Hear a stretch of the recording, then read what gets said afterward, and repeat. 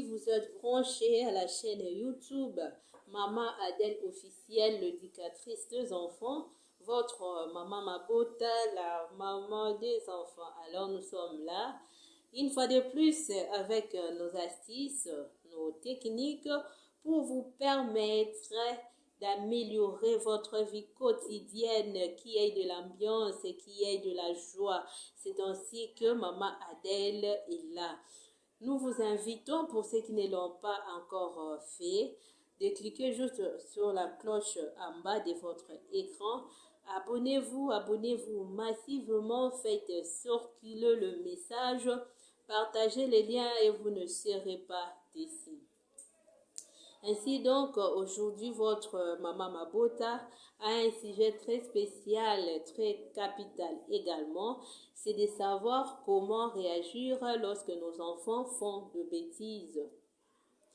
Certains parents, certains tuteurs se demandent constamment pourquoi nos enfants ont-ils tendance d'aller prioritairement vers l'interdit. Sont-ils en train de nous tester?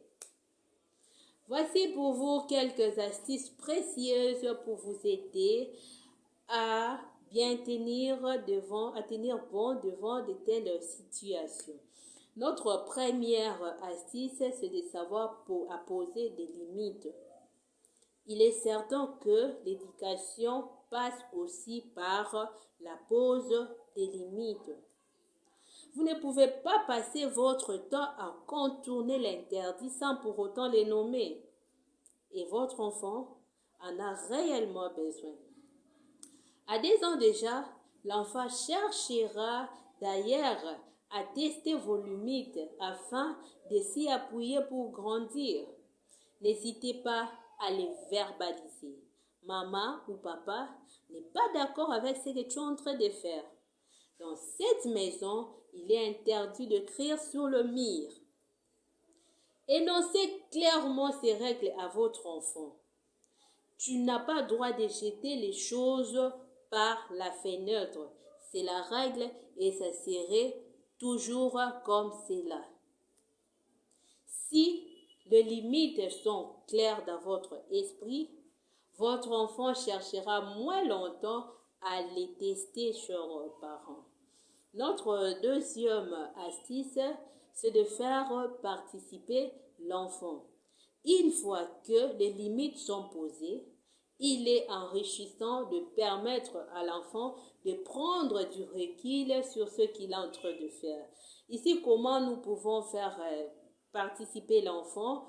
Nous utiliserons quelques techniques comme de petites questions. Écoutez ça. Est-ce que tu crois que ce que tu es en train de faire est autorisé à la maison? Pourquoi, à ton avis?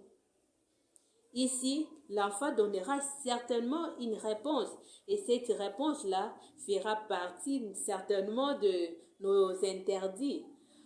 Chers parents, laissez-moi vous dire que les phrases répétées toujours de la même façon aident votre enfant à s'imprégner de la règle.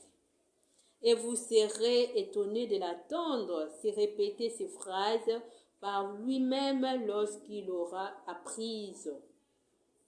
Notre troisième astuce et la dernière, apprenez à vos enfants à réparer leurs bêtises. Malheureusement, il est rare d'arriver avant le drame. C'est souvent trop tard que nous constatons les dégâts. Pourquoi ne pas impliquer votre enfant dans la réparation de son geste? Même tout petits, ils peuvent participer à leur façon. Tenir de la balayette avec vous, s'il est encore petit, passer de l'éponge, aller s'excuser auprès d'un ami. La réparation chez tous est très importante. Il n'est pas nécessaire de lui imposer sur le ton de la punition. On peut faire tout simplement comme ça. Puisque tu as fait ça, tu vas tout nettoyer tout seul maintenant. Montrez-lui votre mécontentement. Maman n'est pas esclave, hein? C'est dégoûtant tout ce que tu as mis par terre. En réparant, l'enfant constate le dégât et il apprend ainsi les conséquences de ses actes. C'était la vôtre, maman Adèle, officielle, l'éducatrice des enfants, votre maman Mabota, la maman des enfants. Vos conseils, vos suggestions seront vraiment le bienvenu. Nous sommes là pour vous. Abonnez-vous pour ceux qui ne l'ont pas encore fait. Abonnez-vous, abonnez-vous. N'hésitez pas à partager le lien et à faire circuler le message. Nous vous aimons beaucoup. Bye bye, à la prochaine.